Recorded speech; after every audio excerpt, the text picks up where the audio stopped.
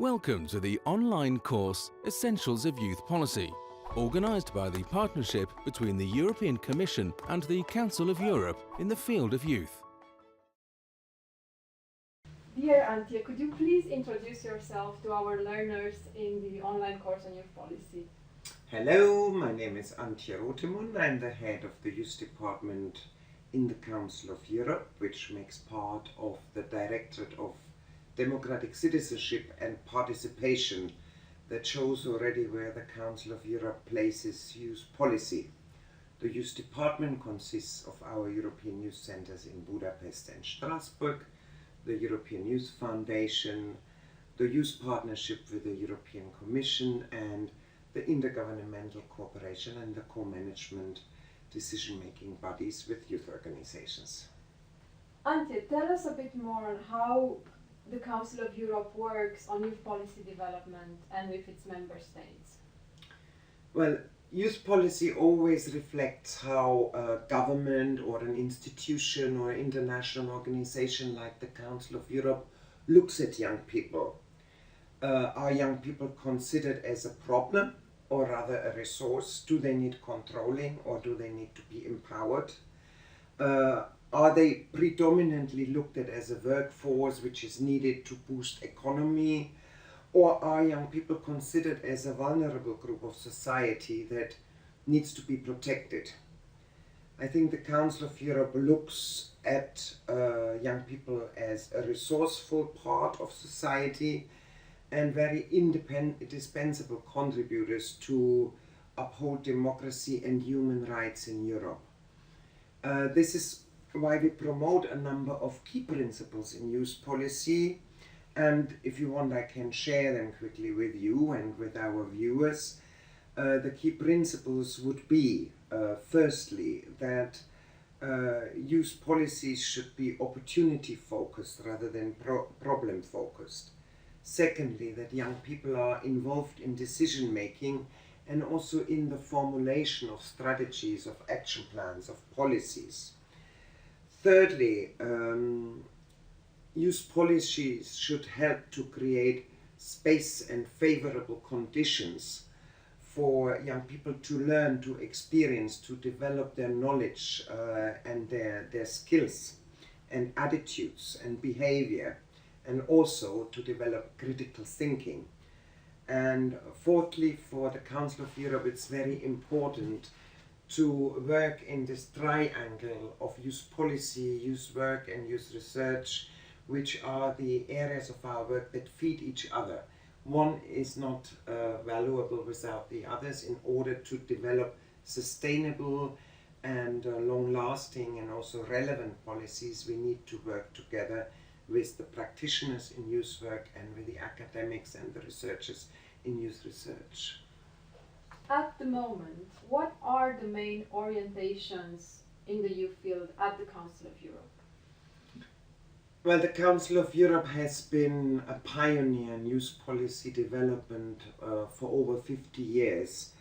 And obviously, we are promoting cross-sectoral youth policies. We are promoting mainstreaming of youth policies in other policy areas like health, like labor, like social affairs, housing, formal education.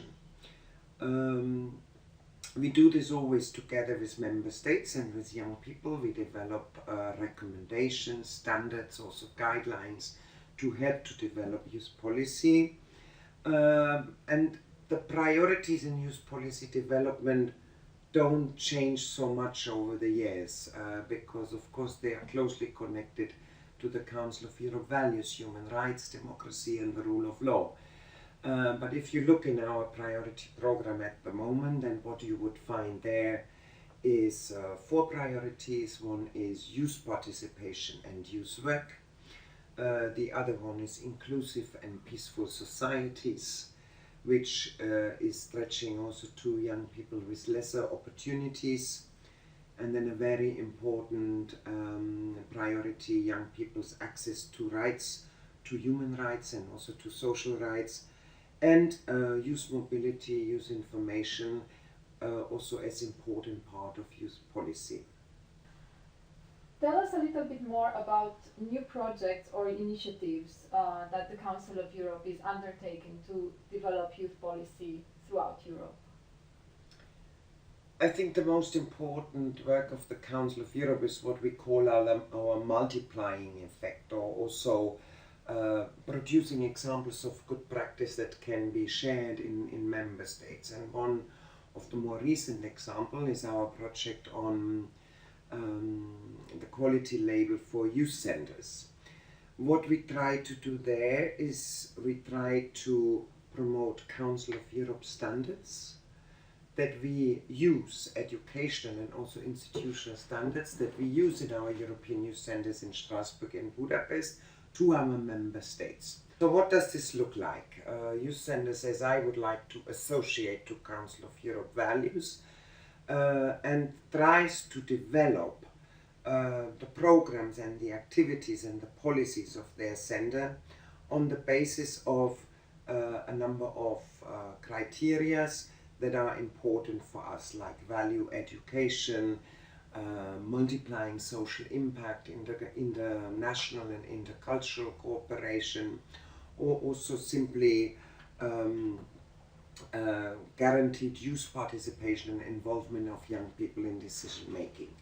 We have now 10 such centers in different countries that are working according to this quality criteria and have received the label, and we hope to have many more. This is very concrete because the access for young people is immediately. All of these centers have sort of speeded up their international cooperation, are involved in exchange programs, are promoting human rights education or other important educational activities, and young people can immediately benefit from that.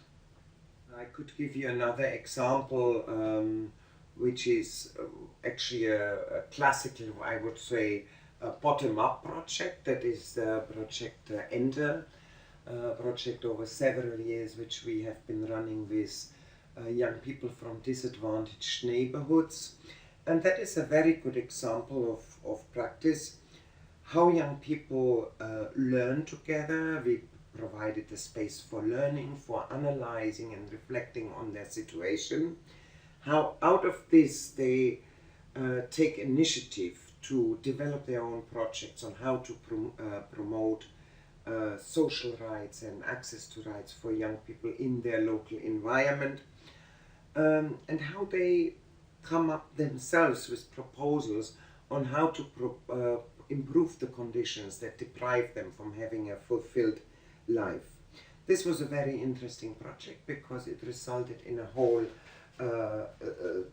large scope of results, including policy recommendation of the Committee of Ministers, where young people had a very important role and a very big impact in the content of this recommendation, but also practice, project practice, and implementing these recommendations in pilot projects in local authorities and in other contexts.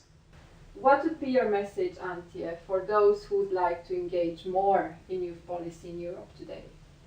I think my message would be to look at participative youth policies as a very important contribution to good governance. Good governance follows key principles such as openness and transparency, ethical conduct, innovation and openness. Just to mention a few of the principles.